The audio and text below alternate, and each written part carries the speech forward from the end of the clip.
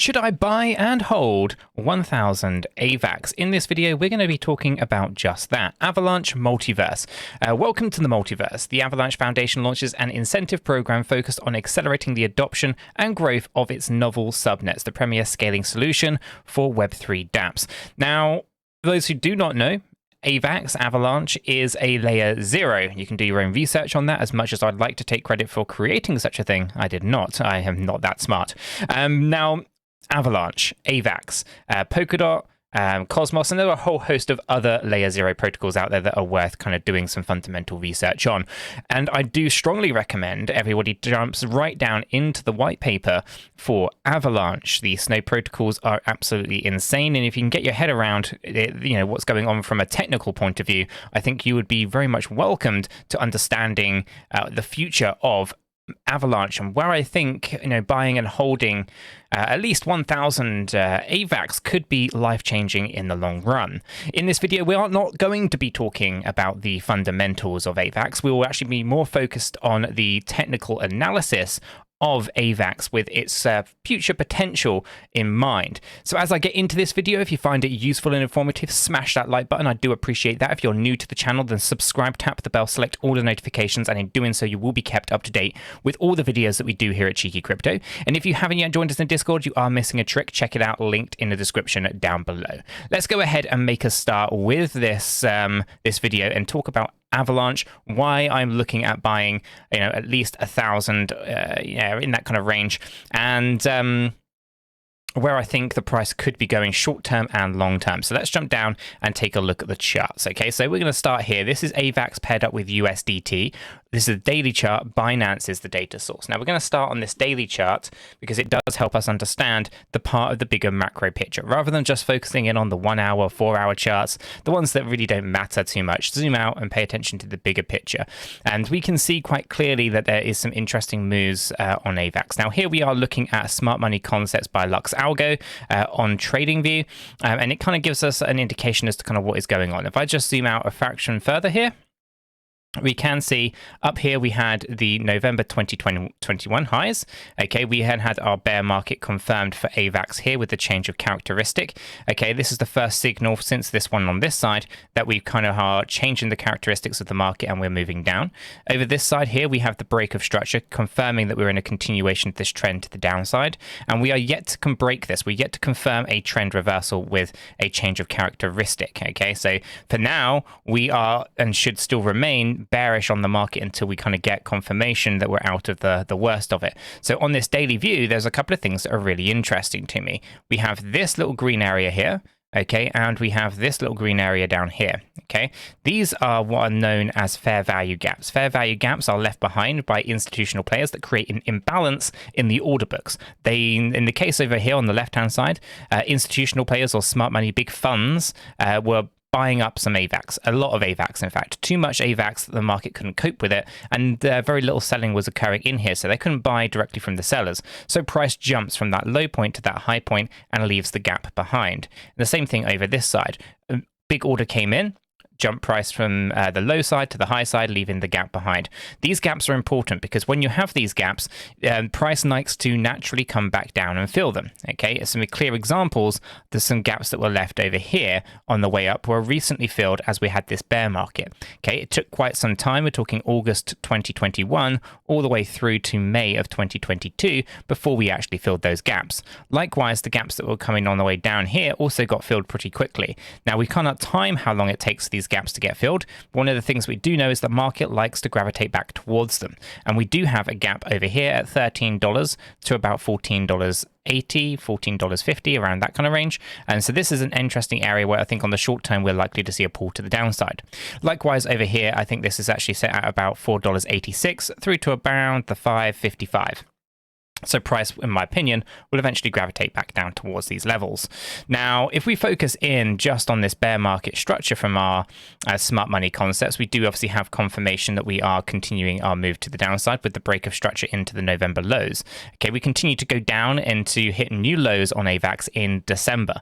Okay, so when people say that the bottom is in June, and then you see continuation to the downside, and then you saw lows coming in November, well, the bottom was not in for every single coin. That's an impossibility. volatility. And in the case here of AVAX, we continue to go down, even though Bitcoin, for example, had a local bottom in November. AVAX's local bottom was actually in December. Now, this move to the upside looks like a big reset to me, and we can take a look at that from an Elliott wave theory point of view. Let's actually just focus in not on what I think is going to happen in the future, but just at least a kind of longer term view. Let's take a look at this little section down here. Now, here we can see that we ended up with this three-wave structure taking us down here. We're looking at this rather interesting corrective. Well, actually, no, it looks quite impulsive on this daily chart. So if we do pull this down just a fraction into our 4-hour chart here, what we want to do is we want to ascertain, what is going on in here. 1, 2, 3, it's a little bit of a type. We could probably argue that it is. We'll leave that as 5 waves to this point. Then we kind of shoot up into wave 3 and then wave 5. So we can argue that we are in some kind of move to the upside that can be illustrated as a 5-wave trend. Okay, so we understand that this could be a local bottom. However, I would be concerned thinking that this is all corrective still. And actually what would be, and the reason for this is that we haven't really had a good structured point to the end here. So we had to have 3 waves here. We moved up into our B wave, and we only have a small 3-wave at this point taking us down. I would be looking for a bigger 3-wave structure like this, taking us down a little bit deeper. But it's possible that we have to go up before we can come down, which is pretty standard in most cases anyway. So I'm not going to rule out new lower lows, but it does look pretty promising that we might be in a pretty good position. So one of the things that we should be aware of is that really, if we push up higher than $30.89, then we can kind of say, yeah, we've got no more downside, and we should be pretty good from that point, at least on the kind of daily chart here for a while. But if we fail to kind of breach that high, I would say that we probably have more lower lows to kind of come in AVAX's future. Really hard to give us a definitive on that, because I do think we could illustrate this as a 5-wave count. So I will take the current high as the top, and that will then speculate that we'll be able to see a C wave low at around that $7.77, maybe as low as $6.04. Okay, it gives us a bit of an idea and a bit of an area to kind of be focusing in on. Ultimately, I did have my B wave structure a little bit lower than that, which could only happen if we end up with a 5-wave drop, which is possible, and that would take us down more towards this area here, which would be 472. Now, the higher that or I guess the higher the low is, essentially the better price prediction value-wise it will have later in terms of like a dollar value. Doesn't necessarily mean that you end up with better percentage gains. You almost want to come down lower if you want better percentage gains. But that being said, if we actually zoom out of this and if we were to come down, and I'll take this up to that area there of around $7.77, yeah, about 77. You go ahead and just pull that in for a second there. I would say that this will then allow us to kind of take a look at some key areas of future price predictions for AVAX, right? And ultimately, if I want to be buying and holding at least 1,000 AVAX, then how high do I think this thing is going to go, and is it really worth the investment? So I'll be looking at kind of accumulating down at these lows. I'll be looking for anything lower than $10 myself, but $7.77 would be a pretty nice area, so I'll kind of pull that in there. And if we were to look at a 1-to-1 ratio, we'll be talking about 16,000%. And if we were to kind of think a little bit more conservatively, we'll be looking at the 618, the 702, the 786.